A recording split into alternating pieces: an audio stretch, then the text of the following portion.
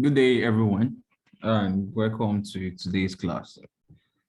My name is Inyala Abdulwasir, and today we are going to be talking about the first section of the syllabus, which is what we call nature of business. This particular aspect of syllabus is this particular subject, management. Is divided into the 6th section.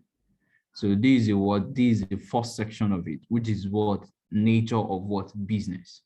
That is, this particular aspect now, it comprises of chapter 1 and chapter 2 of your syllabus, which is would deal with nature of business. And what we are going to be talking about in this aspect of the syllabus, it's going to be about what is the meaning of business, different forms of business. We'll also be talking about business environments. Because as organization, you can have a good the business can be good in terms of what you plan to be doing, what you plan to focus on, it can be good. But if the business environment is not good, that can cause a serious problem to the organization. So as a business organization, once you have determined that, oh, I'll be doing this, I'll be doing that. One of the most important things that you have to be thinking of next is you have to first of all analyze your environment very well, because your environment is also very, very, very important. So those are the things that we'll be looking about in this section of the syllabus. And let me share the overview so that you have a good understanding about this particular because the starting point in writing a professional exam is, first of all, you have to try as much as possible to make it easy for yourself. And one of the way you can make it easy for yourself is, first of all, you need to understand you need to understand the syllabus very well. So if I'm saying this aspect, you also need to know that, oh, this particular aspect that we are discussing is from this, is from that. So you need to understand you need to understand the syllabus. So as you can see now, this is let me open the management, which is your study text, so that we'll go through the syllabus together. Then you yourself, you also know the area that we are and how we are going to be moving.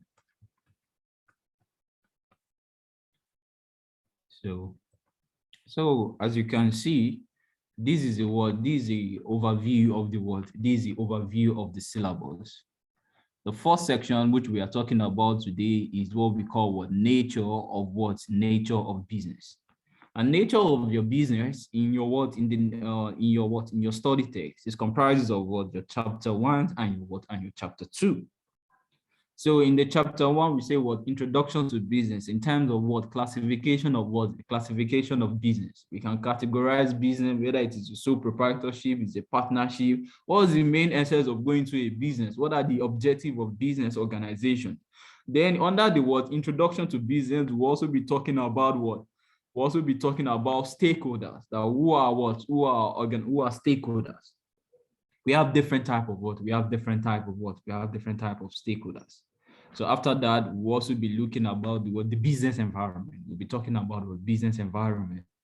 And business environment is very, very important. Once you determine that, oh, I'm going to be doing this type of organization, this type of product that will be selling, this type of service that will be running, then the next thing that you need to do is to try as much as possible to do a careful analysis of your business environment. So that's what we'll be talking about in the section A of the syllabus. Under the section B of the syllabus, we'll be talking about, and just one chapter, which is chapter 3 of your study text, is principle of management. We'll be talking about some theories and thought. We'll be talking about the scientific. We'll be talking about the admin. We'll be talking about the system theory. Different management scholars, what they have put in on. So that's what is in the section B of the syllabus, called principle of management. Then the words in the next section, we'll also be talking about what the management process. The management process. What are the management process? Those are the what did management or as a manager now, what do you do? The planning is there, the organizing, the coordinating, make a decision, and you also what? You also control. And this particular section C, it comprises of what? It comprises of two words. It comprises of two chapters, which is what? Chapter 4 and 5 of your word of your study text. That is what the management process. And it is just 5. Planning, organizing, coordinating, you control, and you also make what? You also make decisions. Those are what? Those are management process. That is the section C of the word of the syllable. It comprises of what? Chapter 4 and 5. What we'll be talking about in what in management process is the function of manager. What did management do? Management, what they'll plan, they'll organize, they'll coordinate, they'll make decision making, and they'll also control the affairs of the world, the affairs of the business as a whole. Then we'll be talking about what we call what organic to what organic business function, organic business function. And then we'll be talking about HR, human resources, what human resources management.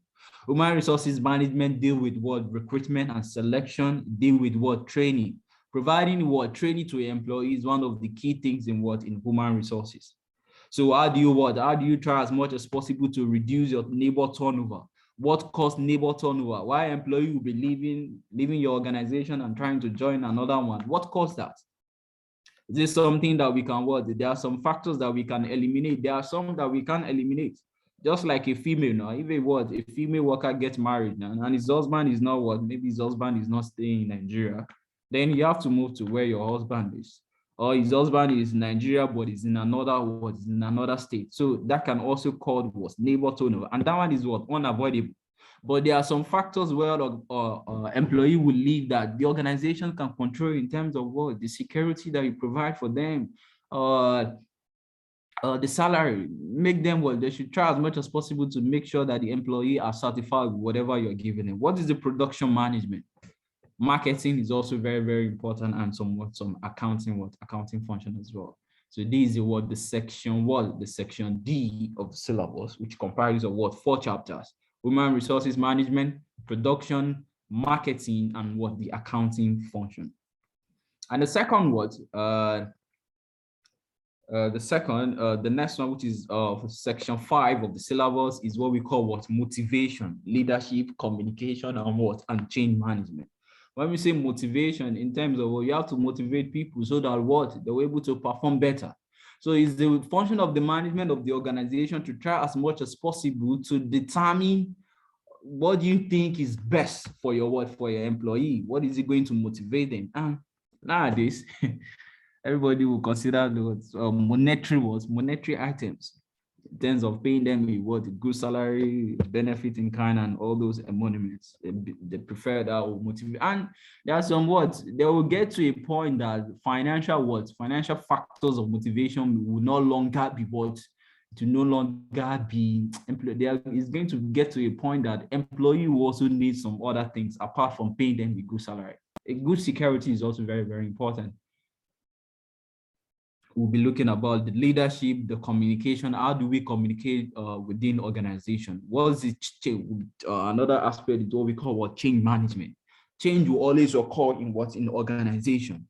So in change management, there are 2 people that we usually have. We usually have what we call the opposing, and we also have what we call the supporting force. If organization is bringing about change, there are some people that will accept it. Those are what we call the supporting. Those people that really we like the change, we want to embrace it. And there are some people, that's what we call the opposing force, that will be saying that this change must not occur. Maybe organization that is using labor intensive before is not, or you are using a manual system, then you're not thinking of using a computerized system. So you can see that there are some people that there are some people that will accept it. There are some that will not there are some that will not accept it.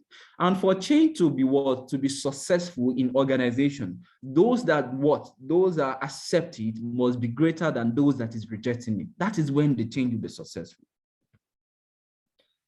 Then the last aspect, which is the 6th, is office practice and procedure, and health and safety. office practice, the same. What do we do in office? What are the function of office? What is the way we carry out type of office, whether it is open office or it is a what closed office? How do you maintain what? How do you maintain health and safety of your work of your employee so that anything bad will not happen to them? And this is just a word, just one chapter of this. So these are the what? These are the 6 branches of the what of the syllabus of this particular what subject, management. The first one is what? The nature of business. The second one is the what? Is the principle of what? The principle of management. Then we also have the what? The number 3, which is the management process. We have the organic business function. We have the what? Management of what? Workplace relationship. And the last one is what? Office practice and what? And procedure. So the first aspect that we'll be talking about today is what we call the what? The nature of what? The nature of business. The nature of business. So this is the overview of the what? This is the overview of your syllabus, and it's your part is well developed where the examiner has what? Has categorized all the chapters in what? In headings. In terms of what are the chapters that is under what nature of business, you can see it is what chapter 1 and what chapter 2 of your word of your study text. So now let's start with this now. So now the first thing that we have to look at is what is the definition of what of business. When we say business, what are we referring to? Say business can be defined as a social and a lawful human activity, the primary aim of which is to what? Is to make profits. When we say business, business is a what? Is a social and lawful lawful what? Human activities. When you are conducting your business, one of the things that you have to make sure that it is, you have it at the back of your mind that it must be what? It must be lawful. Meaning that it must be something that is accepted by the general public. It must be something that is not against the world, that is not against the public policy. It has to be what? It has to be lawful. You cannot be doing anything like terrorism now, or selling what on, maybe you are selling, let's say for example now, some drug like tramadol now, that it has to be what? Maybe according to doctor prescription before you have to buy all those certain drugs. So if you are going to what, or you be smuggling what, or goods that is not allowed in what in the country, you can see that is not lawful. If the federal government is saying that, oh, they have banned importation of what foreign rice in Nigeria, so you can't what, as a word, you can't engage in such business because it is not lawful, it is not accepted now. The federal government of Nigeria is not accepting the word importation of what foreign rice. All rice that we expected to have in Nigeria as of now should be what? Should be rice that is what? That is being manufactured and produced within the what? Within Nigeria. So if you're not thinking of what you want to engage in the business of what? Bringing what? Foreign rice into Nigeria, you can see now that is a what? It's not really what? It's not lawful now because the government now what? The government does not accept it at this certain time. And the main aim of you, what the main aim of you going into that business is to what? Is to make profits. That is one of the what the major motive of going into a business is to make profit so that you yourself will be fine. And that's the what? That's the reward of taking the risk. We can rightly say that what a business is what is organized effort or activities of person utilizing resources within an organization context to produce and distribute what goods and services for the purpose of making what? For the purpose of making profits. For the purpose of what? Of making profit. That is it. So what are the what? What are the objective of what? What are the objective of business? What are the objective? You know, we say a business can be defined as a what? As a social and what? Lawful human what? Activities. Things that is lawful, things that is accepted. Even what I want to establish a business now as what in your that farm limited. Farming in what in Nigeria now it is what it is accepted. What is not the main purpose of going there? The main purpose is also what I'm also there to also make a profit. What is now the objective of business? Objective are the what at the end which the business desire in terms of what you want to attain. Objectives are important because they what they indicate the purpose and the aim of the business and thus justify the very existence of the organization. You exist to make profits. It provides direction for operation of the business enterprise because once everybody, your motive is what is well known, Then it's to provide what you provide direction, because just for example, now you know that, oh, you are going to this particular what you are going to, let's say for example, now you are going to what, to River State. Now you're in Abuja. Now you're not thinking of what, going to River State in what, in Nigeria. So one of the things that you have to have at the back of your mind now is that, okay, you have already determined that where you are going. So first of all, the next thing that you have to ask yourself now is that, how do you now want to get there? Or do you want to travel through the air? Do you want to travel through the sea? That is what. So once everybody is aware of the reason, why do we establish this business? What is the motive behind it? Then the next thing now, that will give them what direction. Oh, I know that I'm going to what? I'm going to what? Sierra Leone. So once I know that, oh, this is where I'm going, this is my direction, then the next thing that I have to have at the back of the mind is the direction. How am I going to get there? It sets standard for what? For control of the business activity. Standard in terms of what everybody will know what you are going to what you are going to do. It helps to coordinate what? It helps to coordinate decision by management. Performance can be measured against what the objective of the individual unit or what? Corporate level. So once the starting point now is to know the what? Is to know the purpose. Is to know the purpose of the work of the organization. So once you know the purpose, that this is what we are trying to achieve, then the next thing is that, how do we do it? How do we get there? What is the, that's the direction. What are the standards that we need to establish? What are some of the activities that we need to make sure that there's a coordinating effort?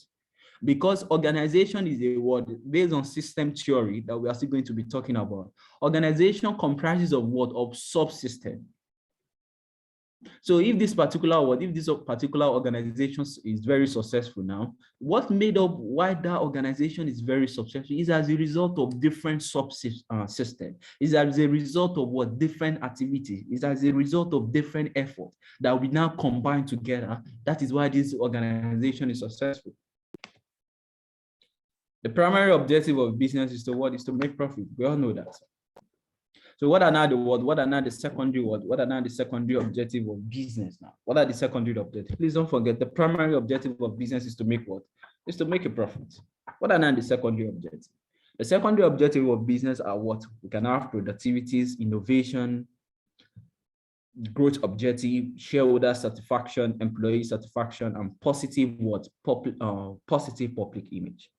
Productivities in terms of what? It should be organization that, oh, if you need a certain item now, it is there. It is not organization that, oh, you go there tomorrow, oh, the goods is not available. You go there tomorrow, it is not available.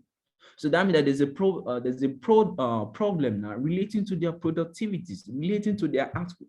So every organization will always like or try as much as possible to meet the demand of their customer. In terms of what our productivity is, if we need 10 cartons of this particular item today, you should be able to what? You should be able to get it. What is innovation in terms of what? Innovation, our product future. How do we design our product? So if you are bringing up some product, you have been saying, even though you did not change the word, it's not a must for you to change the ingredient, but the design, the way the product will look like. If you are using red before, try as much as possible to what? Why can't you add a blue color to it? Add another color to it. So that even what someone sees or tomorrow now will be looking at, is it the product I purchased yesterday? So try as much as possible to be what? Organization will always try as much as possible to be innovative. Because it is very, very what? It is very, very important. Growth objective. Every organization will always like to what? To grow. And we are still going to talk about what? Growth. It is very, very what? It is very, very important that every organization should only try as much as possible to achieve growth. Try as much as possible to be organization that what? You always grow. And don't worry, very soon we'll be talking about what? Growth. At least if we made a profit of what? 1 million naira last year, try as much as possible to increase your margin. Oh, this year I should be making 2 million. I should be making 3 million. You have to be thinking of that.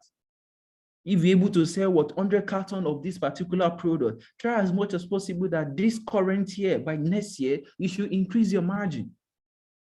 Shareholder satisfaction. Every organization should try as much as possible to satisfy their shareholders, because they are the what? They are the provider of finance. You have to what? You have to make them what? Certify them. Those that are providing the fund, because it is the shareholder that provide the capital that you are using to run the organization. So you yourself, you also need to try as much as possible to give back to them as well. Pay them a good dividend, make them happy. Employee satisfaction as well. Organizations should also try as much as possible to meet this objective. Make your employee to be certified. Certify them, pay them a good salary. The working conditions should be good. And try as much as possible to maintain a public image, a good public image, positive one. Have a good footprint within the public. Or if any members of the public heard about this XYZ Limited, they should see XYZ Limited as as organization that is good. It's not that you mentioned the name of the company and the way they will change their they will change their look to be something else. So organization, try as much as possible to make try as much as possible to make or to have try as much as possible to have a good public image. Do a lot of work, and we'll be looking at it from the angle of CSR very soon, corporate social responsibility. That's why maybe some of us in school, we can see there are some maybe there are some organizations that will do some that will do some CSR and come to the campus, and you understand all those things. That's the word CSR. Try as much as possible to have a public image. If you discover that this particular community now there's no transformer, there's no a good water, try as much as possible to provide it for them. So if you are doing all this, then you will really maintain a positive public image. So what are now the classification of what are the classification of business? What are the classification of business? The business can be grouped into the following. We can classify companies based on these four. We can categorize them, can classify company based on what size. We can categorize company based on what ownership type. We can also categorize company based on their outputs in terms of what are they producing. And we can also categorize company based on their inputs. Please don't forget. Classification of what? Classification of business. Business can be classified based on this following way according to your syllabus. I say that business can be categorized into one, the size, the ownership, the output, your output, and your input. These are the four classifications. It is also beyond this, based on some text as well. Based on size, based on ownership, based on output, and based on input. Please don't forget. Okay. So starting with the first one now, based on what? Size-based classification. Size-based classification. And under the size-based classification, we can have these following categories. We can have what we call micro, we have small, we have medium, and we also have large scale enterprise. So based on based on size-based classification, we can categorize company based on this one is a micro, this one is a small, this is a medium, and this is this is a large. Micro enterprise is a business with the value of with value of total fixed assets, excluding land, not exceeding 400,000 naira. That is please, you can be saying this in your multi-choice. Take care of them very well. Is a when we say is a micro enterprise, this means that the total value of the fixed asset, that in accounting that we call nowadays we call it the non-current asset, excluding land. Any other fixed asset, if you add them together, it is not exceeding 400,000 naira. That is what we call micro. And the small scales now, the small scales is the small scales enterprise is that with value of fixed assets between 400,000 and 5 million. So That is a what? That's a small scale business. That is, it is between what? It is between 400,000 and what? 5 million. But when we now say medium, now medium is a what? Is the enterprise that have the what? The value of fixed assets ranging from what? From 5 million and 10 million. And when we now say the word the large, means that what organization that what their fixed asset exceed what 10 million naira mark. Okay, those are what these are the classification under the what the size what under the size base.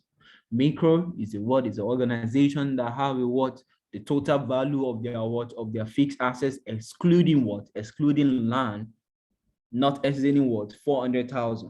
Small is one that what 400,000. The total value of their non-current assets is between what 400,000 and what 5 million. Medium is what 5 million between what 10 million. While the large one is the total value of their fixed asset is greater than what is greater than 10 million. And this classification also use what? This classification also use employee as well. It's also use employee as a way of what classify. You know, we have the monetary now, then we have what we call the non-monetary now, under the what the size base. You know, I'm saying what 400,000 now, 5 million, 10 million, those are what's monetary. But we can also categorize this company based on what the numbers of employees that they employ. So micro enterprise is the numbers of employees that they have based on this indicator is 1 to 10. So if you have employee of what between 1 to 10 means that is a what micro. If you have a what a small scales enterprise is from 11 to what to 100. Medium is from what 101 to what to 300. Medium is from what 101 to what to 300. While the large one is between what 301. Okay. It's 301 and what is 301 and above. So in value terms, when we say micro is what not exceeding 400,000, when we say small is between what 400,000 and what and 5 million. The medium is what is between 5 million and what and 10 million, and the large one is above what 10 million.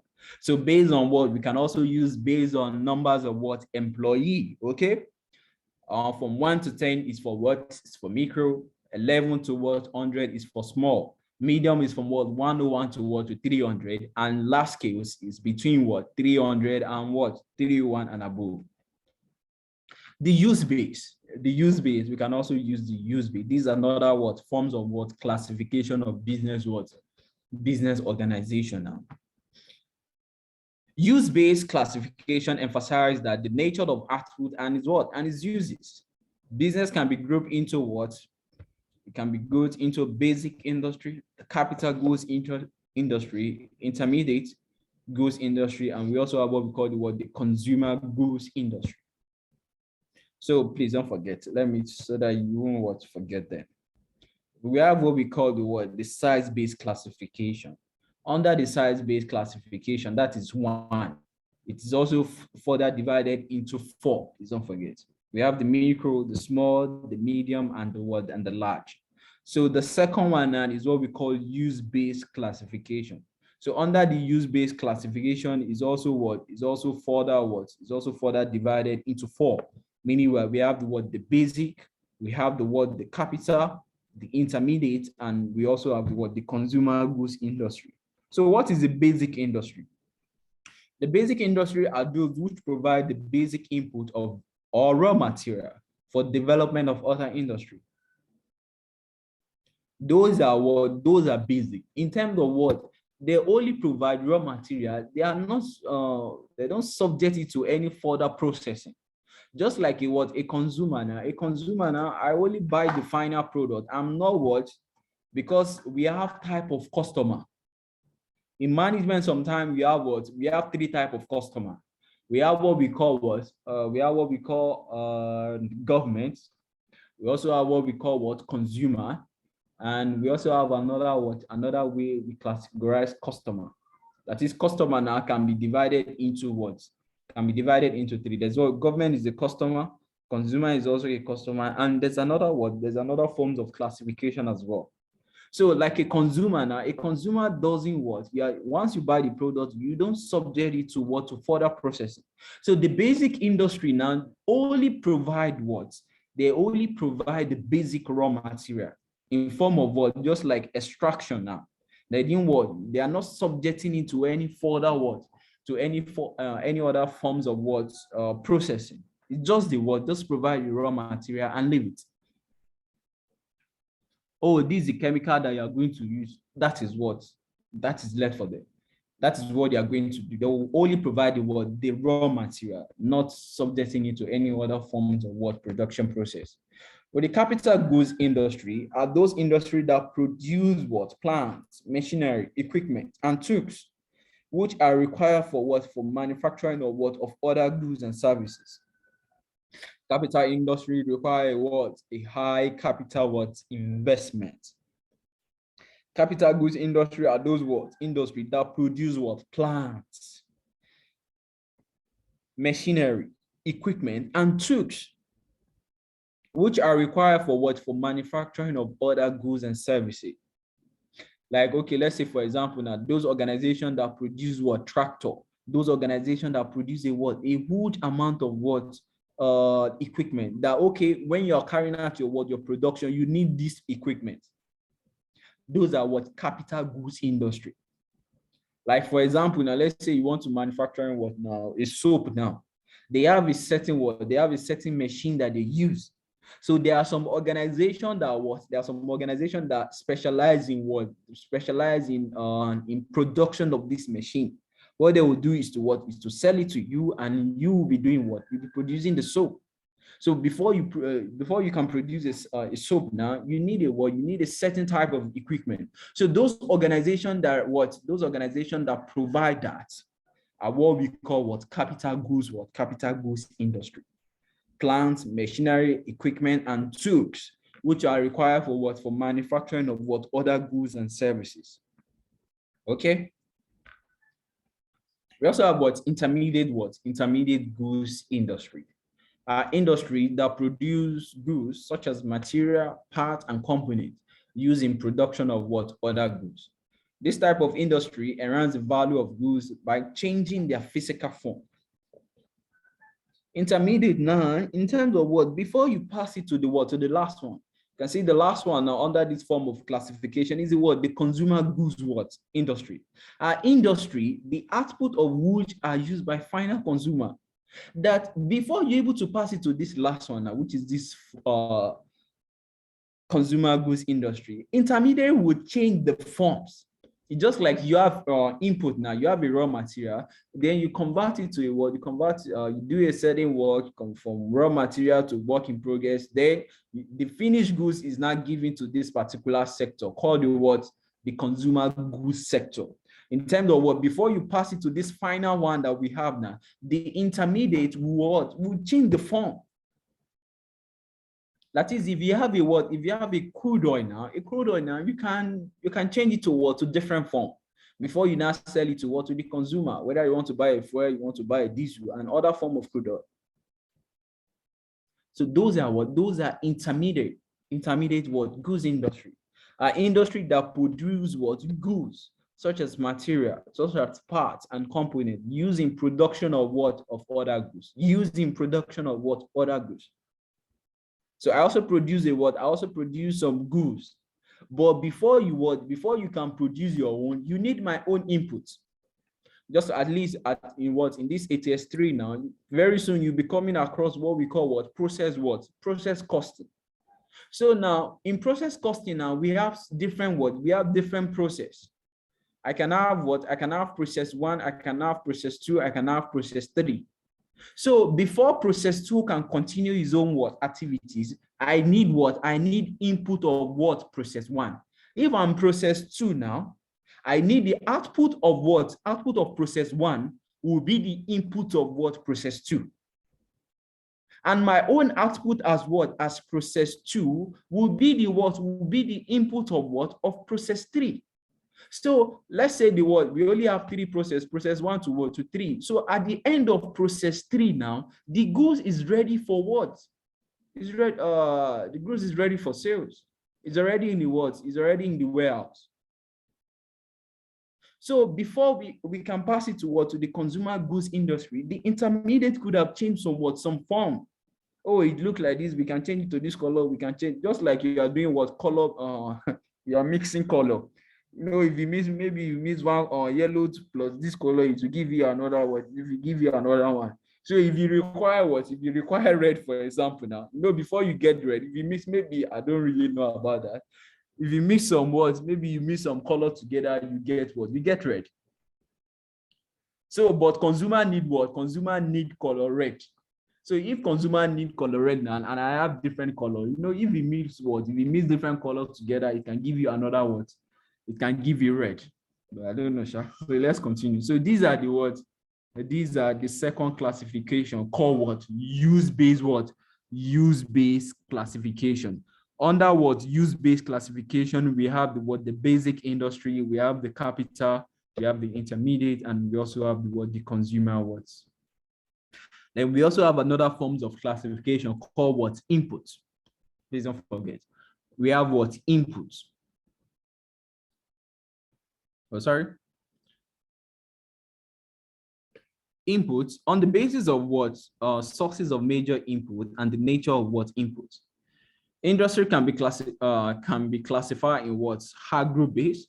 You can have what we call forest-based. You can have what we call marine, metal, and what? Chemical-based what? Industry. That is under this what? Input-based now. Input in terms of what? Before you're able to get your own output, what are the input that you need? For example, now let's say, for example, I want to produce what? I'm engaging in what? In fruit juice. Just like, let's say like a what? Chivita now. So now, as a what? Chivita now, I can what we have, you know, as you are producing fruit, so that means like you are what? In agric now. So before you can carry out your what? Before you can carry out your activities now, or let's say, for example, now you are doing a tomato paste now. You know, a company engaging in what? In tomato paste now, your input is from what? Is from where? It's from agric. So we can classify company based on their what? On their inputs. In terms of what? Your input now, where do you get it from? So if your input is from what? Is from agri, then I can say, oh, this is a what? This is the agricultural company. If it is what? If your input is from what? Is from forest. What about if your input is from what? Is from marine? What about if your what? Input is what? A chemical base. So under what? Input classification, we can have this further four classification in terms of what? Agro base, the forest, the what? The marine, the metal, and the what? The chemical. It can be more than this, because organizations have different source of what? Different source of their inputs. Okay. A forest-based, just look at this. A forest-based industry are those which are what? Which use forest produce as their major what? Major inputs. Example is a what? A paper what? A paper industry. In terms of where we are producing some what? Some stationery, some what? Some paper now. So that means that you what? That means that your input is from what? Is from forest. So we can categorize those companies as what? As forest-based what? Forest-based industry. The reason why we are categorizing them as forest-based industry is because of what? Where do you get your what? Where do you get your input from? Okay.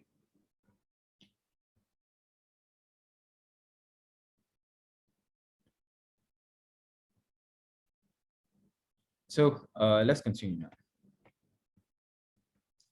We also have what type of what? We can also categorize business based on what type of manufacturing was industry. Type of what? Manufacturing industry. We have what? Analytical, synthetic, processing, and we also have what? Assembly what? We have process and what? Assembly what? Industry. We're almost through about this. Analytical industry are those industry concerned with separating a what? A single what? A single material into what? A single what? Single material input into a several what? Elements. In a refinery now, that is what oil industry. Crude oil, which is a single input, is used in production of what? Many products like what? Petrol, diesel, kerosene, lubricant, what? Oil.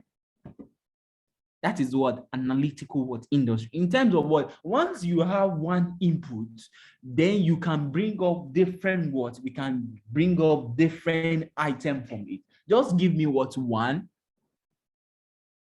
Just like what in accounting now, once I have your what, if I have this trial balance, let's see, a trial balance is a what? Is a one input now. Once I have your what, your trial balance, I can bring up different what? I can bring up different statements. I can bring up statement of profit or loss, the statement of what? Financial position, your statement of changes in equity, your statement of financial position, and any statement that the management require. Just by having a what? A single input, and that single input is my what? Is my trial balance. So industry that what specialize in what? Having a what? A single what? A single input and bringing up a what? A different output is what we call what? Analytical what? Industry. We also have what? Synthetic what? Industry. This is concerned with combining several raw material and processing them into a what? A single unit. Having what? You know, the first one is what? Having one input. Please don't, I want you to try as much as possible to be able to differentiate this. Just get the logic behind between these two that we're talking about. Analytical industry is what? You get one input, then you bring out what? Different outputs. Synthetic industry now, you say what? This combine different what? Different inputs and bring up what? Different input and what? Single output. Different input, single what? Single output. That is what? Synthetic. Analytical now is what? One input, but different what? Different outputs. One input, different output. You have a crude oil, bring up kerosene, diesel, oil, petrol, and the rest like that. That is analytical. But synthetic now is that, oh, I need different what? I need different inputs. Then I will now produce a what? I will now produce a single what? A single output. For example, now limestone, iron, oxygen, etc. are crushed, mixed, and bended to form a what? A cement. You know, a cement is a what? It's a single what now? It's a single input. But before you can do what? Before you can bring on what? A cement now. Cement is serving as our what? Cement is serving as our output now. So you can see different what? You can see different input that is what? That is required before we have a what? A single output. And that single output is what? Is cement. That is what? Synthetic. Processing industry now, the next. Processing industry, it is concerned with what? Processing of what? Material through different what? Stages of production. Processing, it is concerned with what? Processing of what? Material through different what? Stages of production, so as to make the final what? Product. For example, cotton is processed through several stages like cleaning, grinding, spinning, weaving, bleaching, dyeing, etc. to convert into a what? A cloth. So before you have a cloth now, maybe some of us that have a what? A tie and dye, maybe we have experience of what those, how they make clothes or something like that before. You can see it passes through what? It passes through different stages, and at the end we just have what? One output as well, which is the what? We convert it to what? To clothes. That is the processing. Before you get the final output, it requires what? Different process, and that's what we're doing. That's what some of the things you can be doing in your what? In your course accounting, in terms of what? Doing what we call what? Process costing. Before you can have a set output, it comprises of what? Different stages. It comprises of what? Different process, from this process to this process to this process, before we're able to get what? The final output. Then we also have the what? Another one under the what? Under the type of manufacturing what? Industry. We have what we call the assembly line industry. Assembly line industry. This involves joining what? From the word assembly. We say you assemble what? You assemble certain things. It means what? Joining different components and parts to produce a single what? To produce a single product. For example, a car, television set, dressing, etc. is made by joining together several different component parts. That is assembly. Then so like your phone now, you can see your phone have different things, the motherboard and other peripheral that is attached to it. So the battery, the camera, those are assembly. In terms of what we bring up, different components. What made up of your phone that you are using or the laptop that we are using now, it comprises of what? It's comprised of different things. But we're only having a single output. But before you can get the output, your television, it's comprised of different things. If you open some of them, you're able to know that different things is being joined together. Just like a car now, you need a tire, you need a battery, you need engine, you need a chair and other things like that. Those are assembly industry. Please don't forget, these are another 4 classification under type of manufacturing industry: the analytical, the synthetic, the processing, and the assembly line. And the final one, we can also classify company based on profit or not profit. Whether it's a profit organization or is a not-for-profit making organization.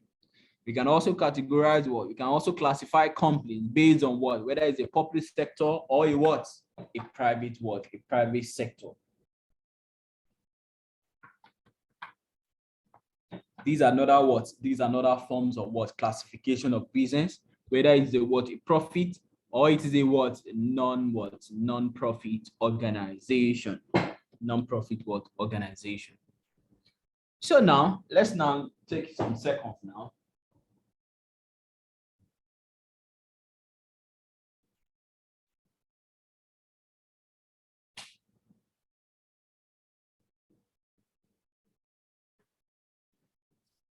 Let's talk about Let's talk about growth.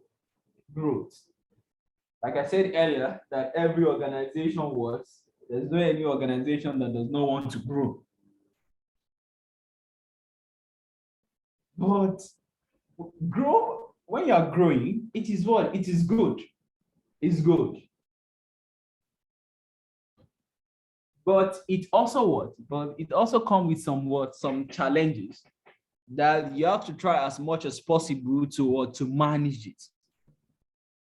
Every organization, every individual, we need growth. You need to grow your business. Once you start your business, okay, the next thing that you have to be thinking of is how will you grow your business? It is very, very important.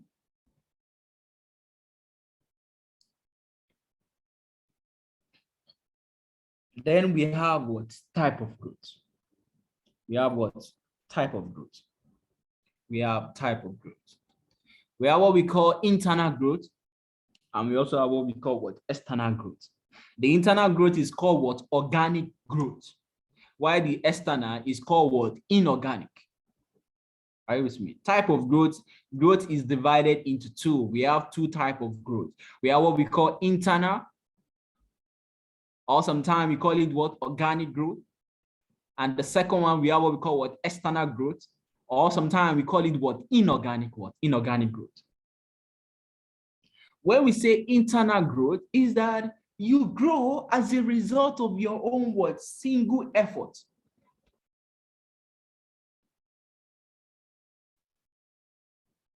You grow as a result of your own single effort. You didn't combine resources of other organizations. You grow by yourself. This company is successful as a result of his own internal process, as a result of you are able to meet the need of your customer.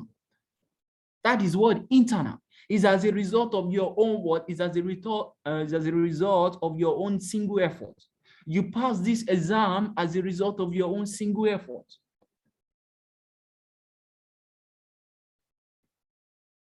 So when we now say the opposite is now the external growth, in terms of this organization grow as a result of it is not as a result of your own single effort. Maybe you enter through some mergers and acquisition. You enter through some joint ventures, some franchise, some strategic alliance.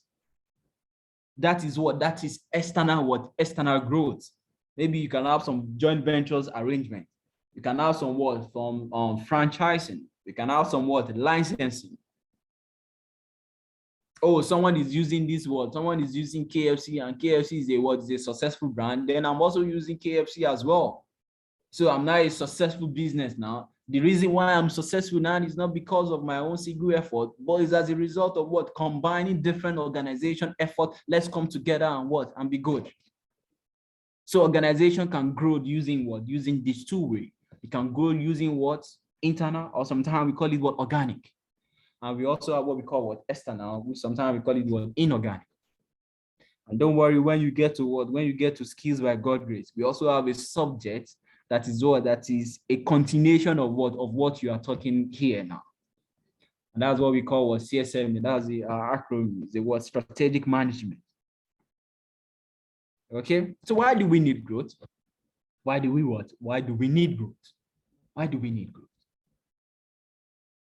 Why? It's the things that we need to ask ourselves. Why do we need growth? We need growth. The first one, we have what we call economic of scales. Economies of scale, maybe through the what? The managerial. You have a good management through your technical, through the purchasing, and through your what? Through your financial. That's why you need growth. You need growth as a result of so that you're able to have money, finance. You need growth as a result of so that you're able to have a good management team. You need growth as a result of what? Technical. Your purchasing power as well. Your personal ambition is also the need for growth. The market power. So that if you're able to grow, at least you can see now, Dangote is a what? Is a powerful in this industry as well, even in what's in this country as a whole.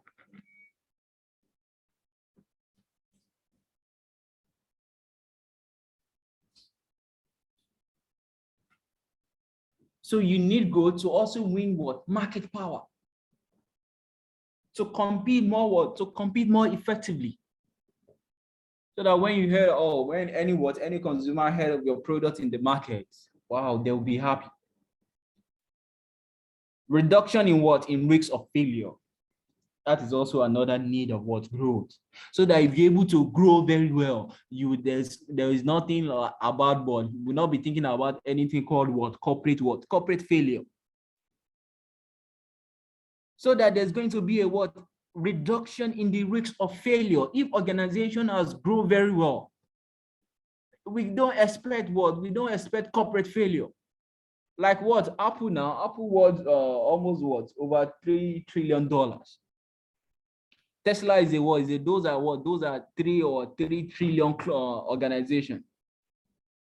So you need to grow so that you what? You avoid failure. There are some people now that they are what? That they are very rich. So till they will die now, I don't think they will ever go broke. If they continue doing what they are doing, they can't go what? They can't go broke. And we pray, and God is not what? God is not a bad.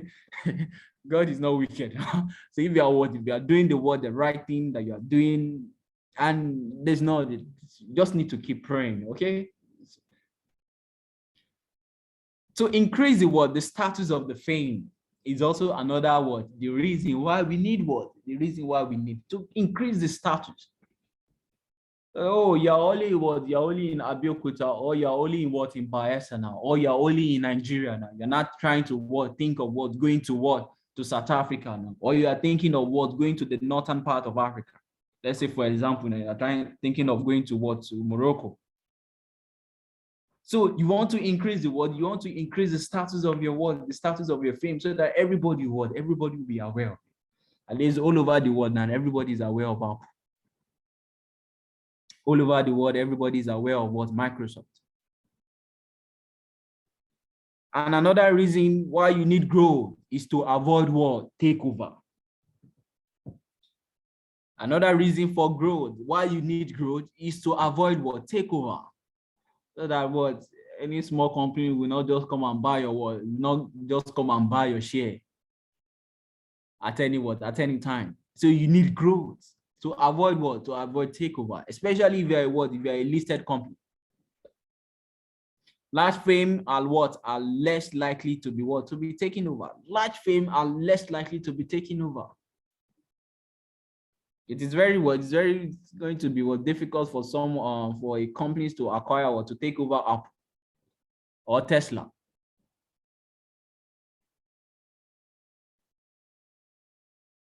Attract what? Another reason for growth is to attract resources. Attract resources. Size enable frame to attract mods. Attract more resources. At least every individual will always like to work for a listed organization. So it attracts resources. That intellectual, it attracts resources. Once you grow. So these are the need for growth. For economic of scales, can be from personal ambition, the market power, reduction in the what, in the risks of failure, to increase the status of the company, to avoid takeover, to attract what, resources. Those are the need for growth. And like I said earlier, that growth is good. Okay, it is what, it is good. Everybody wants that, but we have to be very careful. We have to be very, very what? We have to be very, very careful. Growth is good, but we have to be very, very what? Careful. There are some companies that what, they grow and in the end they fail. And one of the best example which you can read about is what we call what is this US company? We call it what? Aaron. Aaron is a what? Aaron is a large organization. Aaron is a what? Is a large organization. And sometime around what, 2001 to 2002, this company failed. This is a large organization that employing thousands of US citizens. Let me not just call it what US citizens, because there are some people that are not US, but they are not really citizens, but they're working in US for this for Aaron. And this company failed. So why? So growth is what is good, but you have to try as much as possible to have resources to manage it. Because if you don't have resources to manage it, the growth will what? It will come down, and eventually you may be out of market. So to control a business as its growth, a firm needs some of these things. Engage in more elaborate planning. You need a good planning. And you need a good decision making. Your decision making has to be very fine. You need a proper planning, the course of action, your next year, your focus for the next 5 years. You need a good planning so that you're able to avoid failure. Because you are growing, that is fine. But nobody will grow today and be thinking of I don't want to grow tomorrow again. So how can you manage it? So as a student now, let's say you maintain a 5.0 or a 4.0 now, you'll be thinking of the next thing that you have to be thinking is, how can you maintain it? You're a company that is making a good profit now, years in, years out. You have to be thinking of how can you manage it? Because you are growing. And one of the indicators of growth is profit sometimes. Profit is also an indicator of growth. Your asset base is is indicator of growth. Your numbers of employees is indicators of growth. So for you to be able to manage this, you need planning. You need to set budget. You need to have a good organization structure. Good organization structure. You need to have a good performance appraiser. A performance appraiser between let the manager, the superior accept the subordinate. Let the subordinate also accept their superior. Let be a two-way thing, a good performance appraiser. And don't worry, we'll be talking about that in the human resources. Improve your internal communication is also another another way of managing growth. Have a good internal control system, a good communication. Produce a job description is also another way of growth. Let everybody know that, this is what you are doing. Because once a certain description is given to you, I'm a reconciliation officer now, so I need to provide a reconciliation. I'm a fixed asset accountant. So I know where my job description. So if you want to evaluate me, you are going to evaluate me based on my job description. So let every employee within the organization know their description, have a good job description, let it well written, communicate it to them. A decentralized what operation and delegating what authority. You need this as well. You can't do it all. Have a decentralized system where give some autonomy to some divisional manager as well, so that they will be able to make some decision without necessarily sending a mail to the head office all the time. Because those that are working within the division, they have a good knowledge of the business. Decentralized operation and delegate authority as well. Can't do it all. Give some people some chance as well. Install more sophisticated control system. So these are some of the ways you can manage growth. Growth is is good, but if you did not manage it very well, it can cause it can cause a problem. So how can you manage it? This is like a 10-way that you can manage it now. Planning, budgeting, organization structure, performance appraisal, improve your internal communication system, produce a job description, a decentralized operation and delegated authority, install more sophisticated internal control system. These are how we can manage it. What are not the problem? We have talked about the need for growth. We said the type of growth, internal and external. We also talk about why do we need growth? How can we manage growth? So the next thing now is to talk about what are some of the problems. Because growth also comes with problem if it is not carefully managed. If we didn't manage it very well, it comes with a problem as well. There can be a cash flow problem where we're not able to have enough cash to be able to pay some key stakeholders. This economic of skills, control, communication, coordination problems. Problem of delegation is also another problem, because when you grow, you have branch in Nigeria, you have branch in other West Africa country, you have branch in Europe. Then you delegate authority because the head office, let's say the head office is just in the head office is in Africa now. And we have branches all over the world, other part of the world. So now there's going to be some problem of delegation because you have delegated some authority, so there can be problem about the person that will delegate the authority can misuse it. And if he misuses in the wrong place, that can cause a problem to the entire organization. Risks of losses of direction and control. Risks of losses of direction and control. Risks of losses of direction, because once the organization has grown, let me not remember where you come from, because just like a human being now, if you have money now, you have to think about you have to be thinking sometime, you have to remember where you are coming from, so that once you have those back at the back of your mind, then you're able to manage your resources very well.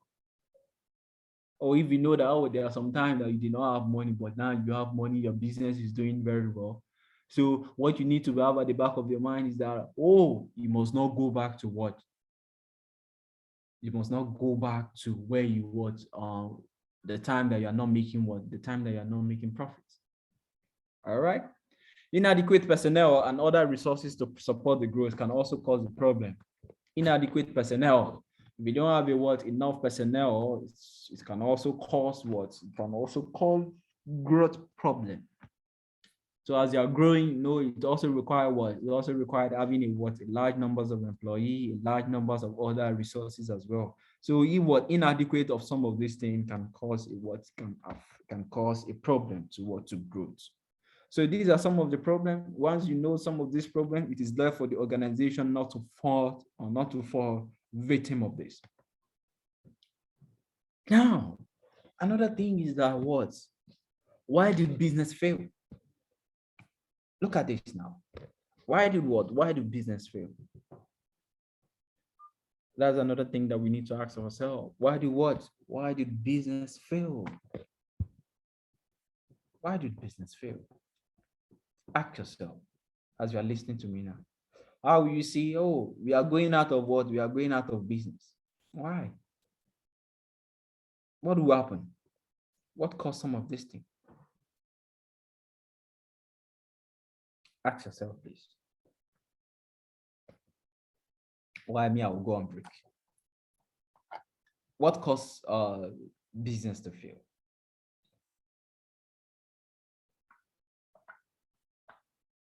What even caused individual to fail? And there are many reasons for that. It's not a good thing, but it's things that that do occur. All right. So going out of what? Going out of business. What will cause that? What will cause why business what? Why business fail? Business fail. These are some of the things that cause business failure. Why business fail? One, say what? Bad idea to begin with. If there's no a good idea from the starting point, if there's no a good foundation, then the business will what? The business will fail, just like a building. If you don't have a good foundation, the building will collapse. So if you have a bad idea from the starting point, the business will just operate for some time and it will fail. That's like you have a building and the foundation is not good. Within a couple of time, the building will collapse. Poor planning. Don't have there's no planning. Like they usually fail if you fail to plan. I can't remember. So poor plan is also a reason why companies will fail. Lack of capital, because this is also very, very important as well. You can have a good idea, you can have a good plan, but if the capital is not there, sometime organization will fail. So lack of capital can also cause why business fail. Not knowing the market, and that's another very important thing. Not knowing the market that you're going. Once you have the business idea, understand your business environment. You have to understand your business environment. You have to understand the market that you're going. Which market do you want to be selling your product? You have to understand it. How did your market react to a certain indicators? You have to understand it. Do a proper marketing analysis. Know the market that you're going. So if you don't know the market that you're going, that can also cause why business fail. Cash flow crisis. Cash flow crisis, management.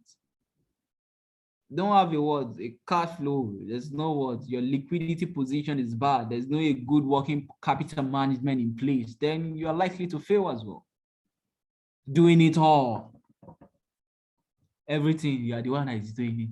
You collapse one day. So that's why we have to have some That's why we have to have some delegation. You have to delegate some You have to delegate some authority. So you don't do it all. You delegate to some individuals as well. Let them do it. Then you review what they have done. Inadequate control. There's no inadequate control that can also cause business to fail.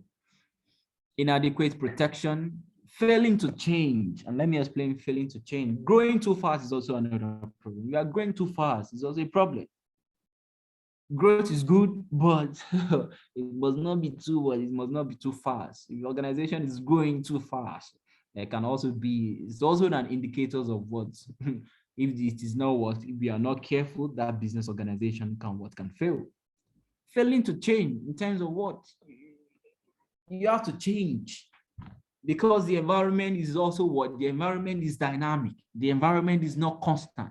The market that you are is changing. So you as organization also, you must not be rigid. You have to be flexible sometimes.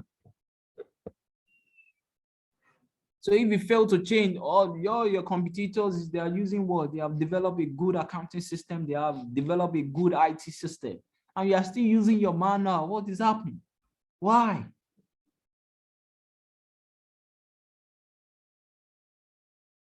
So failing to change is also a reason why organization fail. And I have this particular template we call 36 reasons for small business fail. Can have a look at it, but it's not. Why some business fail? Okay. So let's do some let's do some recaps. So some of the things that we have watched, some of the things that we have talked about. Let's do some recap to some of the things that we have talked about from close more than 1 hour now. Okay. We started with what was the business. Okay. And we say business is is the lawful activities. Okay. And one of the reasons why we engage in business is to make profit. Is to make profit. That's it. Is to make profit. We talk about the primary objective of business. We say that the primary objective of business is to make profit. We talk about the secondary objective as well, which is productivities, shareholders satisfaction, employee satisfaction, and some of them like that. Okay, growth objective, innovation, productivity, shareholder satisfaction, employee satisfaction, positive public image. Classification of business, we can categorize business based on what? We can categorize it based on the size in terms of the micro, the small, the medium, the large. Okay. We can categorize this in monetary terms, and we can also categorize this in based on the numbers of employees. We have from 1 to 10, that's micro, from 11 to 100, that is small, from 101 to 300, that is medium, and from 301 and above, that is large. We can also use based on use-based classification, the basic, the capital, the intermediate, and the consumer. Input classification as well, whether it is based on agro-based, forest-based, marine based, metal and chemical chemical-based industry. We also have based on type of manufacturing industry. Talk about the analytical. Analytical only need one input, and it will come up with different outputs. Synthetic require different inputs and produce a single output. Processing, in terms of before you get the final before you get the final product, it's come with it go through a lot of process. Assembly, in terms of the final product is as a result of different working, just like your TV, your television now. It comes with different things, like your car now, we have tire, the battery, and some of the rest like that. Can also classify company based on their profits or not for profit, public sector, or is a private sector. We talk about growth, type of growth, internal, external. What do we need growth for? Economical scale, for personal ambition, the market power, reduction in risk, to avoid takeover, to attract resources. How do we manage growth? How do we manage it? Engage in proper planning, set a budget, have a good organization structure, a good performance appraiser, improve your internal communication, produce a job description, decentralize some operation, install more sophisticated control system. What are some of the problems? Cash flow, there's economic of skills, problem of delegation, and why do business fail? Talk about this as well. So type of business organization now, we can have and this is some of the things that we'll be talking about here. Some of us know this already. Type of business organization, we have sole proprietorship, we have partnership, corporation, and cooperative as well. These are types of these are type of organization. Sole proprietorship now, at least every one of us knows what's the meaning of sole proprietorship. It means a business organization that is being run by one individual. What are the features of a sole proprietorship? Individual initiative dominates. Then the owner of the business takes decision on his own based on experience and sense of judgment without contributing from anybody. That is it. It's just a one man. It makes the decision. It takes the risks. Management and control is the one that control everything. Unlimited liability. Limited liability in terms of if the business fail or the business suffer a loss, then we can also sue the owner of the business as well. Secrecy.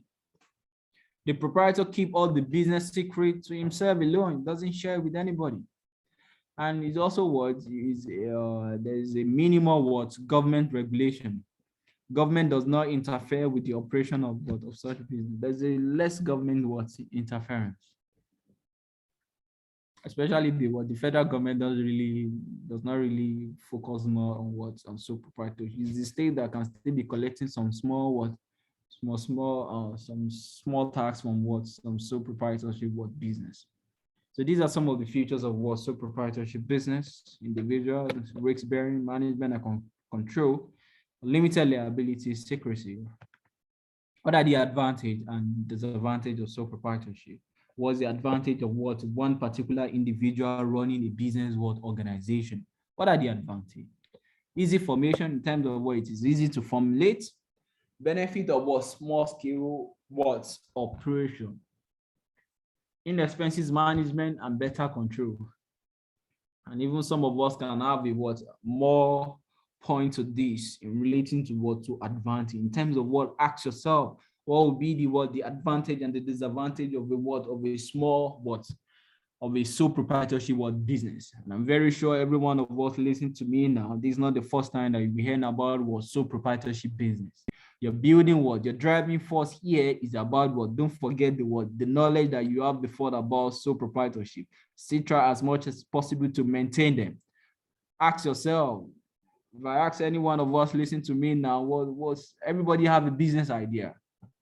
Everybody can become a sole proprietorship. So what do you think would be the idea? What would be the advantage that, oh, you own a business, you are the one that is running it. What is the advantage? And what will be the what will be the disadvantage as well? Lack of continuity. If that particular individual die now, then the existence of the owner also bring about the existence of the what? Of the business. Limitation on what? Limitation in size in terms of your growth. You have your what?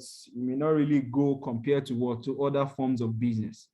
Slow technology what process, liability what limited ability to attract and retain what capable what employee, because you'll be paying them low because your what the capital base of the organization is what is low as well. So how do you want to get the money?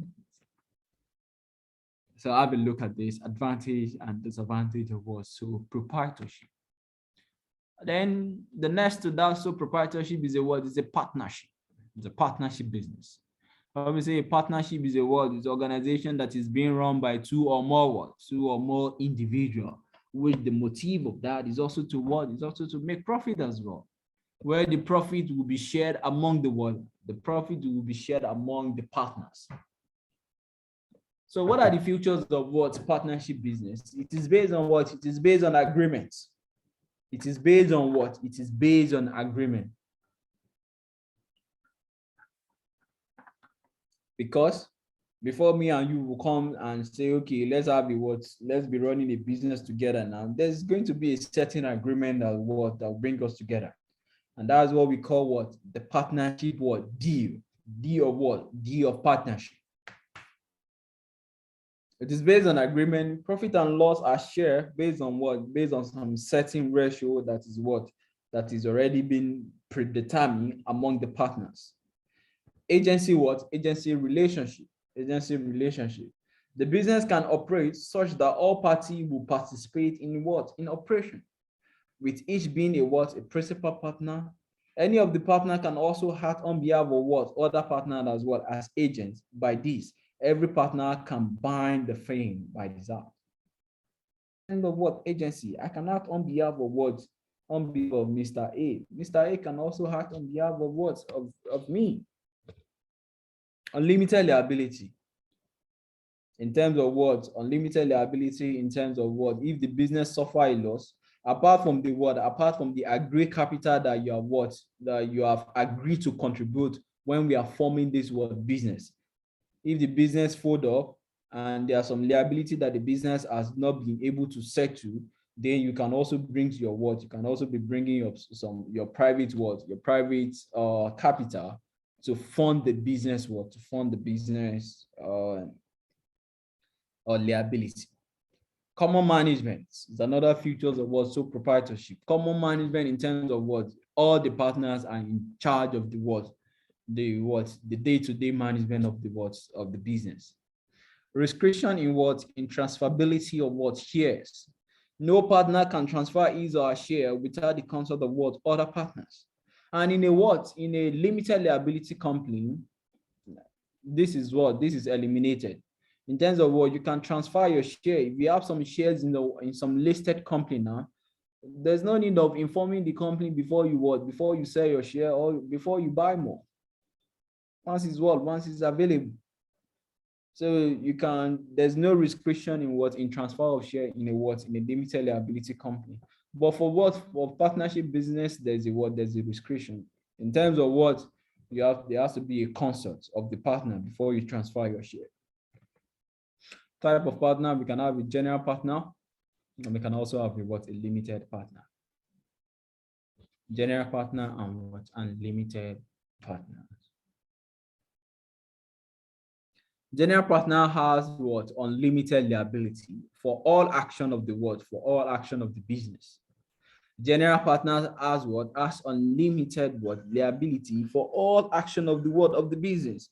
In terms of if you're a general partner, now if anything occur, then you have to be selling some of your you have to be bringing extra fund now. Okay. But a limited partner is also sometimes referred to as a sibling partner or a dormant. He or she contributes only part of the capital of the business, but does not usually take an active part in the management of the business. That is a limited partner. In terms of you are not taking active role. You only contribute some part of the capital. And if the business fails, you're not there's no need of you having to provide extra money to pay the business liability. No, you only pay part of the capital. You're not taking active you're not taking active role. So this is a partnership deal, or sometimes we call it the deal of partnership. Just like a document that contain the agreement of the partners. So what are some of the content of partnership deal? We have the description of the partner to tell us the names, the responsibility, their initial investments. If there's anyone that's going to be paid a salary, how are we going to share how are we going to share the profits? It will be stated in this partnership deal. Description of the business. What's the business name? Which location? Where are we? What are the type of business? What are we doing? It will also contain in the partnership deal. Description of a business practice, the fiscal year and the accounting system, the amount of fund that can be withdrawn within a given period. This also a content of the partnership deal. The fiscal year in terms of our accounting year ended. When are we preparing our account? Is it from 1st of January to 31st of December of the same year? So what's the fiscal year? What's the accounting year? The accounting system that we are using, are we using the manual or we are going to be using the computerized system? So this will also be contained in the partnership deal. And the amount of fund that can be withdrawn within a given period. There can only be a withdrawal of 100,000 naira within the year. Anything that is greater than that is not acceptable. So this limitation will also be provided by the deal of partnership. The withdrawal, the fiscal year, our accounting system, is it manual, is it computerized? What is our accounting year ended? Are we operating from January to December or any other month? Provision of changes in partnership, duration of partnership, renewal of partnership, admission of new one, treatment of partnership upon withdrawal or of a death of partners. And if you remember during your ATSWA, you could have talked about partnership. You could have do some partnership accounting. Or you prepare a appropriation account, you prepare a current account or a fiscal account, prepare accounting relating to realization or revaluation, and we also do some realization. That is when the partnership is being the partnership business is being dissolved. So provision of changes, how are we going to admit a new partner? If you are admitting a new partner, are we giving a guarantee to the new partner? Because you can admit a new partner now and you give a guarantee to the what? To the partners. That, oh, this guy that is coming in now, we guarantee you a profit of what? A share of profit of 1,000 naira. So even though the business does not what, even though the initial profit that is attributable to this new partner now is not up to 1,000 naira. Let's say, for example, now at the end of the year, the profit that is originally attributable to what? To this partner is what? Is 600. But if you are guaranteed the what? The partner now that, the minimum is what? Is 1,000. So that means that the extra 400 now will be borne among the what? It will be the what? The other partner that what? That have to pay it. So the what? To this partner that we guarantee a profit for. So if there's any what? If there's any such things, it will also be contained in our what? In the partnership deal. The signature of the partner will also be what? It will also be there. What are the what? The advantage of what partnership and what disadvantage as well? What are the advantage and what disadvantage of what partnership business? More managerial skills available than in what? In sole proprietorship, because everybody will come together to make the business a better business organization, because the profit belongs to everybody. We share it based on what? A predetermined ratio that we have agreed. So more managerial skills is going to be available than just what? Than just ordinary one man. Pooling of what? Financial resources by what? By partners. Pooling of what? Financial resources by what? By partners. In terms of what everybody will contribute together. You bring 1,000, I'll bring 1,000, other person will also bring part. So it's a what? It's a pool of resources. Reduction of strain on one individual, as responsibility can be shared with what? Other partners. So it's not just that one person is doing everything. Every other thing can also come in as well and perform some tasks. New partners can be what? Can be admitted. That's it. Enhance ability to attract and retain what? Capable what? Employee. Because we have the fund. We have the fund to pay your salary and other things that you need. So it enhances the ability to attract and retain what? Capable employee than in what? Than in sole proprietorship. As you can see here, look at this. Limited ability to attract and retain what? Capable what? Employee is a disadvantage in a what? In a sole proprietorship business. But in partnership business, that is eliminated. What about the disadvantage? Unlimited liability, sometimes. Limited life, especially what? Don't worry, we'll be talking about this limited life. In terms of what? This partnership business, it can come to an end at any time as well. Especially if there's a death of a partner, especially the active partners, that can bring the what? That can bring the end to the business as well. Disagreement can arise, and that can also lead to this dissolution of the partnership business as well.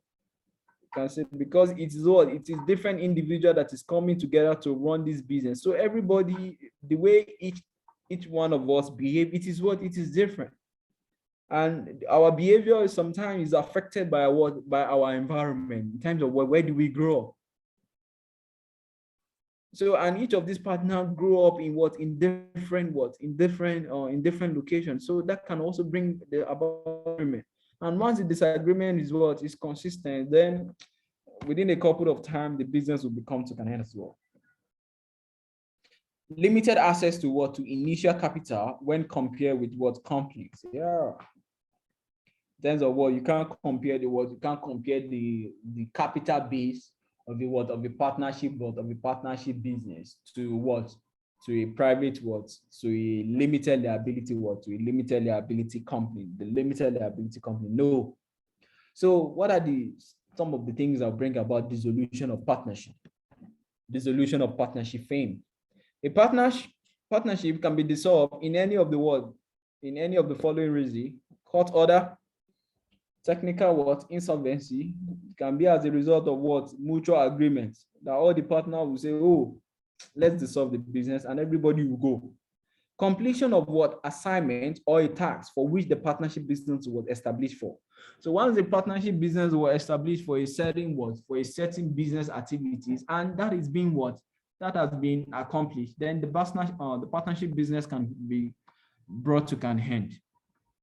And death of the what? Death of the partner, especially the what? The active partner, can also bring dissolution of what? Of partnership business. Partnership business can be dissolved as a result of court order, technical insolvency in terms of what we are having the difficulties in what? In finance.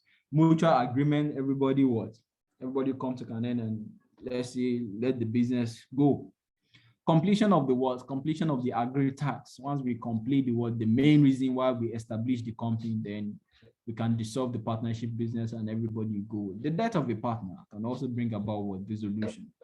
So these are some of the things that can bring about the dissolution of the partnership business. And in accounting, once we are doing dissolution of partnership, that is when we prepare what we call what? Realization what?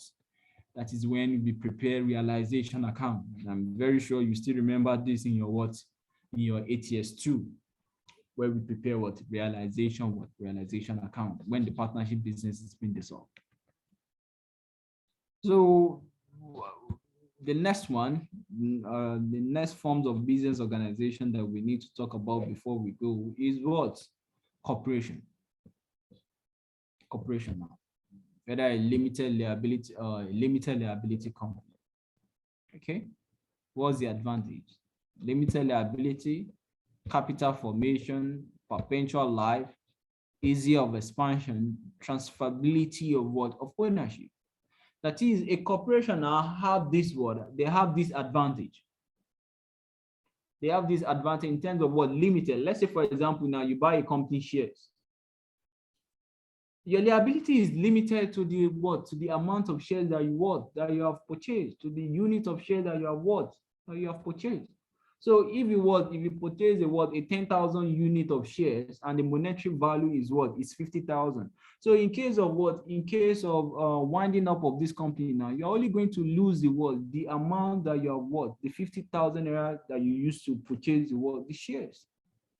The capital formation, when members of the general public have confidence on the viability of the business and the soundness of his management, they become encouraged to invest in it by buying his shares and stock. And as a result of that, the corporation can raise a large amount of capital. There are some listed companies now that if they require a billions of 1 billion naira now, within a week they can get it. There are some listed companies like that can if they need 1 billion naira within the week, or they can get it, because there are some people that are ready to provide the fund for them. Just be doing it because they trust the management that is running the company. Perpetual life.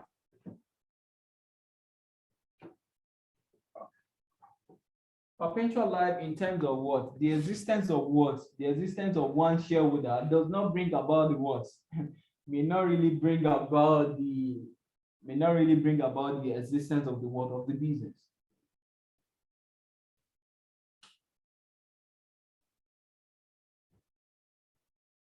So you that have 100,000 units of shares. Oh, and if you if you sell your share, that one doesn't bring about that's nothing. It doesn't bring about the non-existence of the company anymore. The company will still continue to exist. So perpetual life, the company have that, and perpetual life in terms of legal existence. Legal existence in terms of the company can be sued and be sued. As the individual, you can sue the company. The company can also sue the individual as well. In law, we say company is artificial human being, meaning that is also artificial human being which cannot breathe, okay? But it's being controlled by a natural human being as well. So company is also and that's why in accounting we say which accounting concept is that? Is what we call entity entity concept, which say that the owner of the business are different from the business. There's a separate legal entity between the owner, between the shareholders and the business themselves. If the business is having a problem, then that is the business. It doesn't affect It doesn't affect the shareholders. The only way it affects us is the what? The agreed capital that we are provided. Easy for expansion in terms of what? You can easily get a what? You can easily get a lot of finance, then we continue to what? Continue to operate. Transferability of share, it is very, very easy in what? In corporation to transfer your what? To transfer your share from one shareholders to what? To another. These are the advantage of what? Of corporation. These are the advantage of corporation. Limited liability, capital formation, perpetual life, easy of expansion, transferability of what? Ownership. What are the disadvantages? I'm sorry. They face a lot of what? Government regulation. Large initial capital in terms of what? To form a what? Some corporation, it requires what? A large amount of capital. But like a sole proprietorship and what? Partnership business, the initial capital to start all those business may not really be what? May not really be large compared to what? Compared to corporation.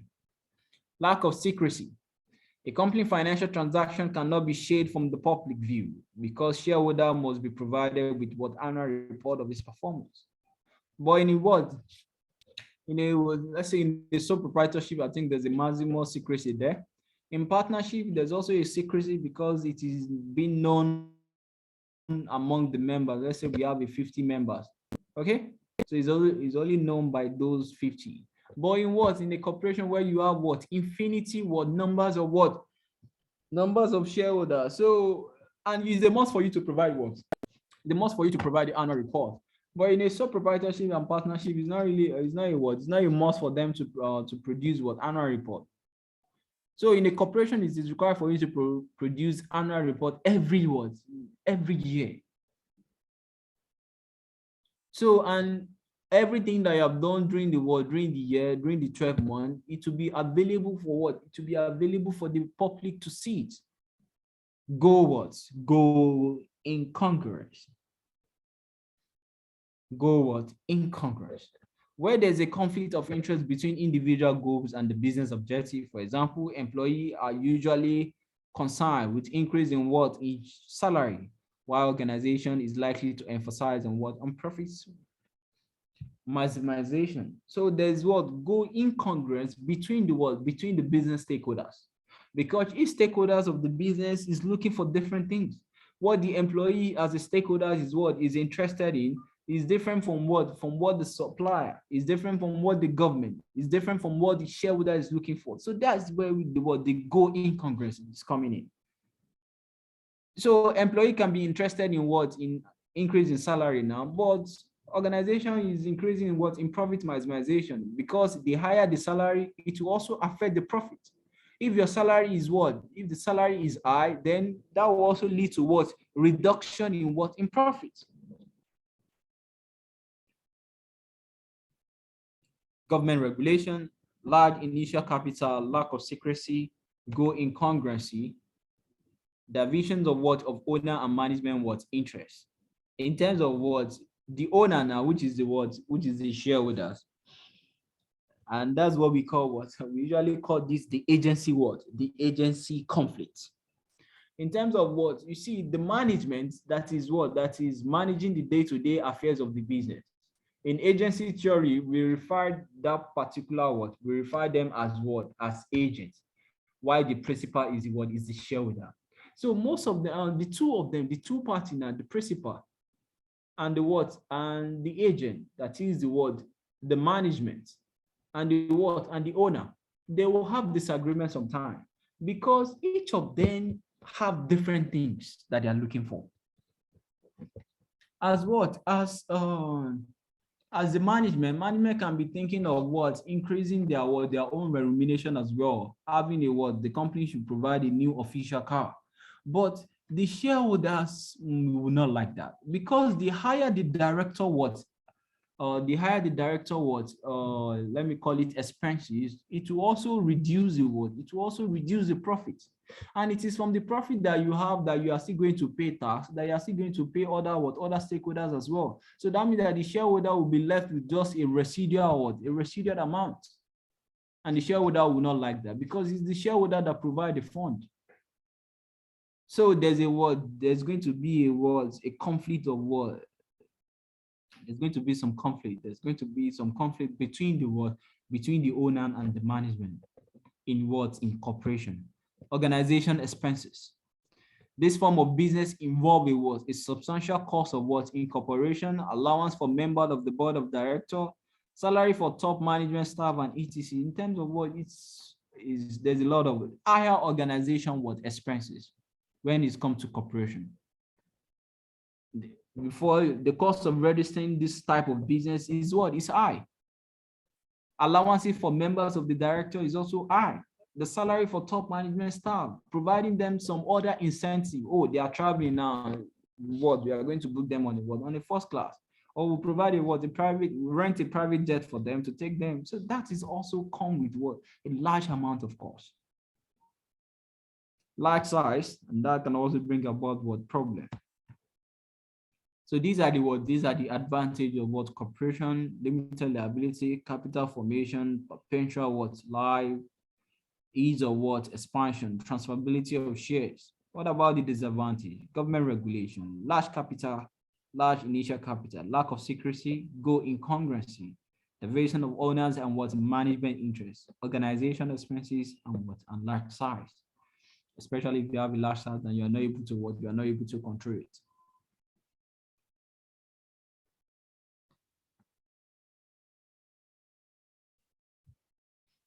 So formation of what? Formation of a limited liability company.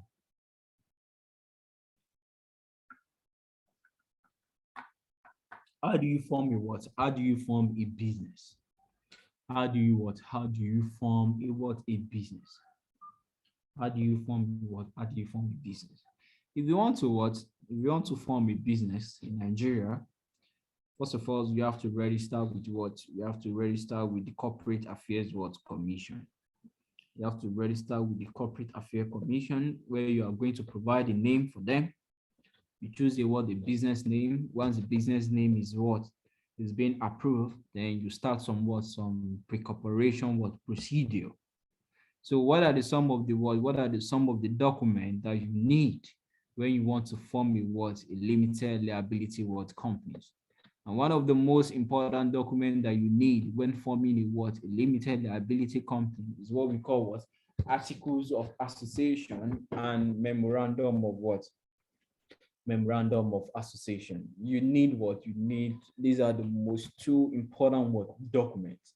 Then when you are incorporating your company, when you're incorporating this type of company, you need them because the register of company, which is the CAC, will require them.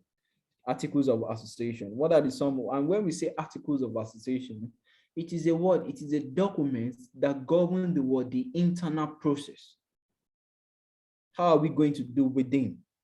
But memorandum of association is a document that shows the relationship between the company and the outside world. Memorandum of association is a document that shows the relationship between the company and the outside world. But articles of association only show the internal process, the internal rules and regulations that we need to comply with. But memorandum is outside. It shows our relationship with the outsider. Articles is within. It's internal it's internal governance document. Memorandum of association is is external. So what are the words? This contains the rules and regulations of the company in question, which are the following. What about how do we want to appointment and termination of director? What are the procedure? Articles of association will say that. Procedure for issue and transfer of shares. What are the procedure? Articles of association will say that. Right and responsibility of shareholders. As shareholder, what are your rights? What are your responsibility? Articles of association will show that as well. The procedure for auditing and accounting. The procedure for auditing and accounting is the content of articles of association. How are we going to appoint our auditor? What is our accounting year ended? What is our accounting system? Anything that has to do with internal rules and regulation, it is contained in it is contained in articles of association. Or anything that has to do with like external rules and regulation, what guide the company or within the company and the outsider, That will be containing the word memorandum of association. So what are some of the content of the word memorandum of association? It to show the name of the company, whether it is ending with what PLC or it is ending with what LTD, limited liability company, or whether it is what PLC, public limited liability what company. The address and the location of the business to be contained in the words in memorandum of association. Oh, our business address is what is the Taylor, Victoria Island, Lagos, Nigeria. Our business address is from what Sierra Leone. Our business address is in what is in Ghana. Our business address is what is in Libya. So the type of business, which type of business are you doing? It will also what to be it is a content of what memorandum of association, the type of business. A statement indicating that the liabilities of his corporate member is what is limited. Is limited to the amount of the capital that you have provided, limited to the amount of share that you have subscribed to. The numbers of share into which the company share capital is what is divided. The numbers of share into which the company share capital is divided.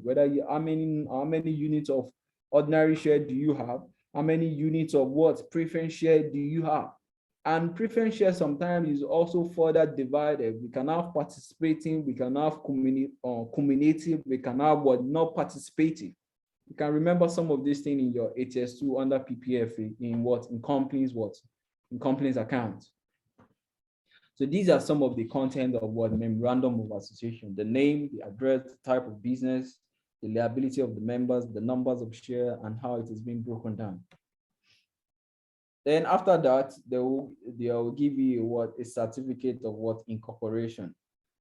So the certificate of incorporation, let me just show you some of so that you see some of these things that we're talking about as well. So let me just see this thing. Certificate of what? Certificate of incorporation.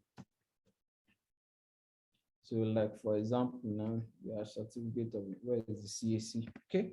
You can see the word. This is what? This is corporate affairs what? This is corporate affairs commission. This one is in what? This is a register of companies in what? In Nigeria. In other African what? In other African countries as well, we have what? A register of what? Register of company. So once you register your company, then they are going to provide you what? They are going to provide you with this document. So this document serves as what? Oh, you have been what? You have been registered as a what? This is your certificate of what? Incorporation. Okay. It will contain the what? It will contain the names of the what? It will contain the name of the company as well. So at least these are some of the what? Certificate of incorporation in what? In other countries as well. So I can say what? Certificate of incorporation now in what? In Ghana now. So this is certificate of incorporation in what? In Ghana. These are what it look like. In other African countries as well, we also have different we have certificate of incorporation. You can see the way the Nigeria one is a little bit in terms of the Nigeria one is in color. Look at the Ghana one is a little have a pink color and white as well. Okay. So these are what certificate of incorporation. So those are document, articles of association, memorandum of association. Then we also have articles of cooperative as well. We also have cooperative We also have cooperative society as well. Cooperative society. Please, I'm coming on.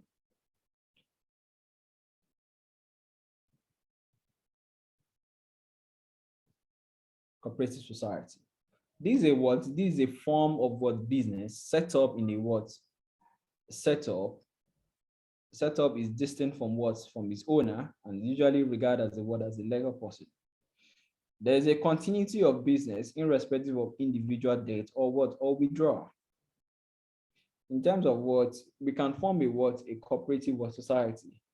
And one of the olden way of cooperative society is usually relating to hold on, let me check the example. We have agri marketing, we have credit and banking. In terms of what we can form a cooperative society whereby we are going to be what be how will I put it? Whereby we'll be contributing a certain amount every month. Then maybe at the end of what January now, we are going to give it to this particular what individual. At the end of the next month, whatever we contribute, we give it to the next individual. If anybody require what, and a cooperative society as well may not be in that form as well. It can be in form of what, just contributing a certain amount, maybe every month. So maybe for example now, any of our member can need of what, can be in need of what fund, okay? Then we are going to provide that fund at a low interest. Or we can carry out some business activities, and the profit as well we are going to share within between our members. So what are the characteristics of what cooperative organization? It is voluntary. It is voluntary. Equal voting right by members. Equal voting right by what? By members. Each members have equal voting right, and which is what? I think it is 1 vote per member. A separate legal entity in terms of what the business is different from the individual. Based on service motive of this member. That is the main purpose. The main purpose of what cooperative society or cooperative forms of organization is for his member. It's for his member to enjoy. It's for our member not to suffer. So we can have some cooperative organization for what we have, at least in Nigeria now, we have what we call Pengasen. Those are for workers in oil and gas. So there are some industry as well that also form cooperative society based on the industry that they have. That the oil and gas workers now, they have a cooperative organization that they have. Okay. Based on service motive for his member, distribution of surplus, whatever surplus that we have to be distributed to it to be distributed to our members. So what are type of cooperative? We have some agricultural marketing cooperative. They are usually found in purchasing and in marketing area, whereby they will buy some agricultural product and it will be sold to their members. Okay. That is what they are selling is relating to agricultural products. In terms of they can buy it in large quantity and sell it to their members. Credit and banking cooperative. In this setup, member organize a credit and banking cooperative to issue a loan to member and the general public at affordable rates. Cooperative banking spring up at most part of country. In terms of we have a lot of cooperative society as well, but I think I don't really remember some of them, honestly. But they engage in such activities as well. In terms of there are some companies that form a cooperative societies as well. So if I'm working in this organization and we have a cooperative society, which at the end of the month, I'm also paying a certain amount. So if I need a fund, maybe I want to buy a car or I want to do something, I can approach them. They'll provide the fund, then they'll be deducting it from my salary, and with a little interest as well. Consumer cooperative society as well, where the consumer will come together. And the main reason of having this consumer cooperative society is to buy in bulk. Because sometimes if you buy in bulk, it costs, it is less expensive than buying in single, buying 1 unit. So if you buy in carton sometime, or maybe you buy 24 unit now, then it is less expensive than just buying one unit.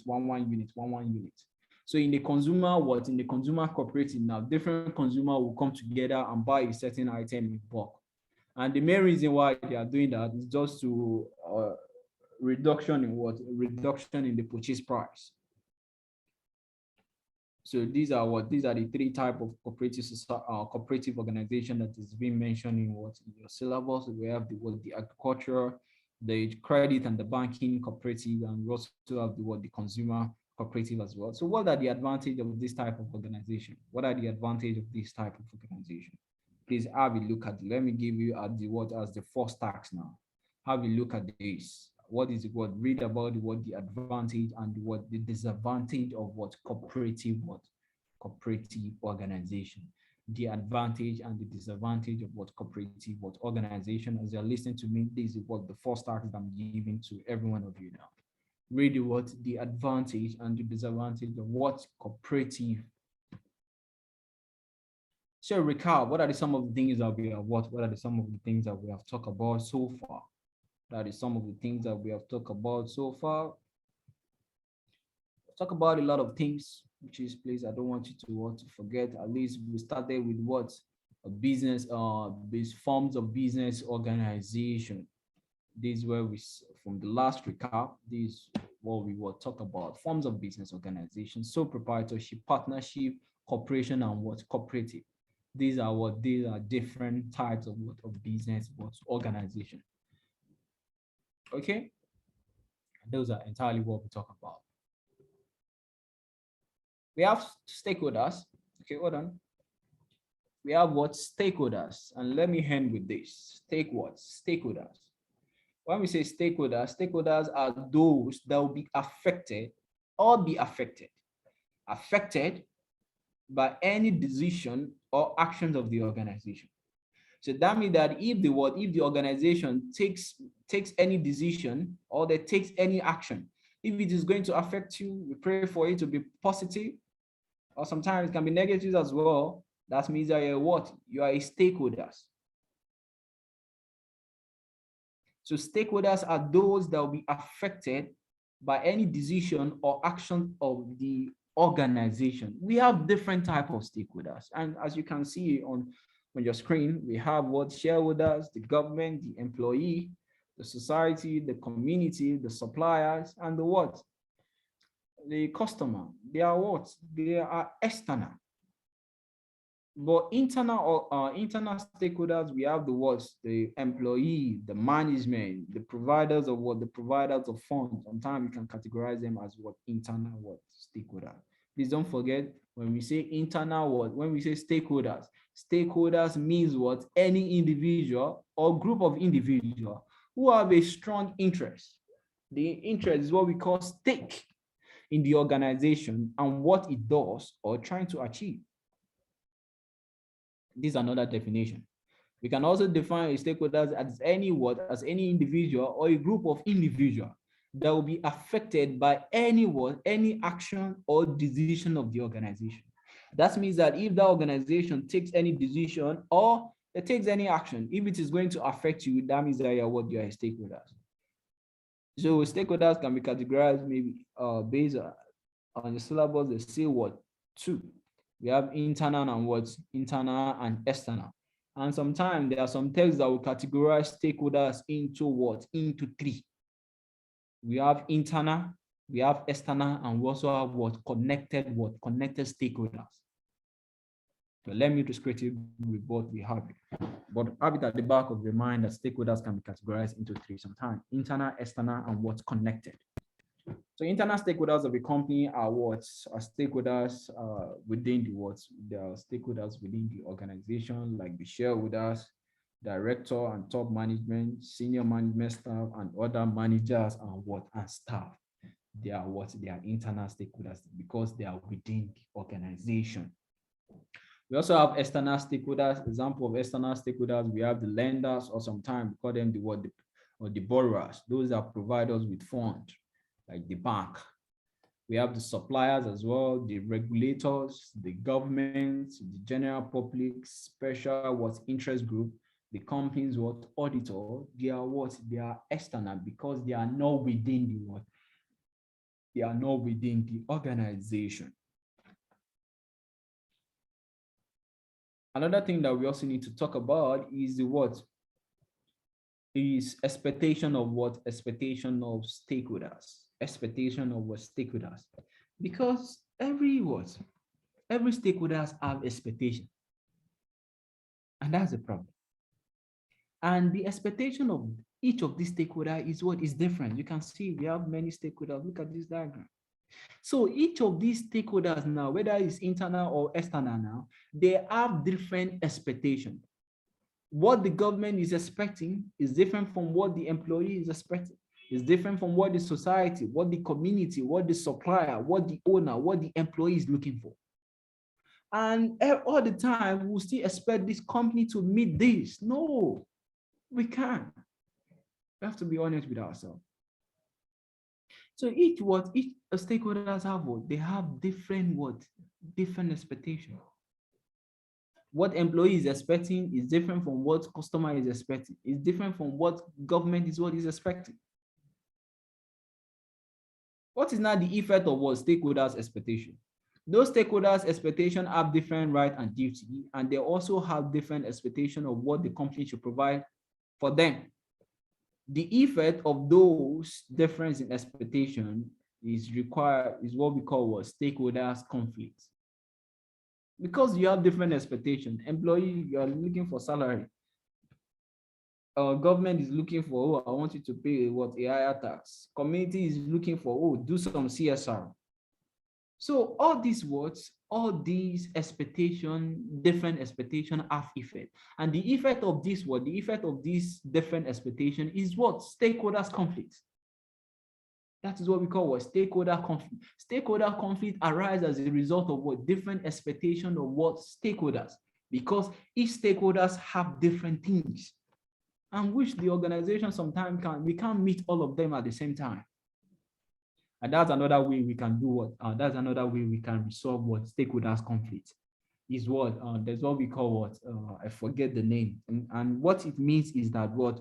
Okay, if I attend to what employee this year, employee, what are you looking for? Increase in salary. Okay, I can give you increase in salary. Then by next year now, or in the next 2 years, don't ask for increase in what? In salary. I will attend to what? I will attend to other stakeholders. That's another way of we resolve what? Stakeholders what? Conflict. So let's stop here today. In the next class, by God's grace, we are going to talk about what?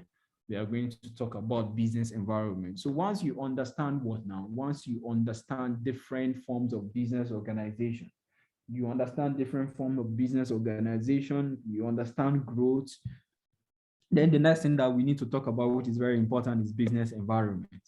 Business environment. Because if you have a good business idea, whether you're a sole proprietorship or a partnership, then you also need to take your You also need to take your environment into consideration. Organization that does not take its environment into consideration is likely to fail, because your environment is very, very very important. So let's stop here today. We are going to continue in the next class by God's grace, and we are going to be starting from business we are going to be starting from business environment. Okay. So thank you. Thank you very much. If there's any question, you can put it in the chat box now, so that we're able to attend to it before we go as well. And if there's any question at any time, you can try as much as possible to reach out to me, which I will be glad to respond to it. So thank you very much, and thank you for staying up to this time. I wish you all the best in your exam, and I pray every one of you is going to pass by God's grace. So enjoy the rest of your day while we stop here for today's class. Then we'll continue in the next class by God. So thank you so much, and enjoy the rest of the day.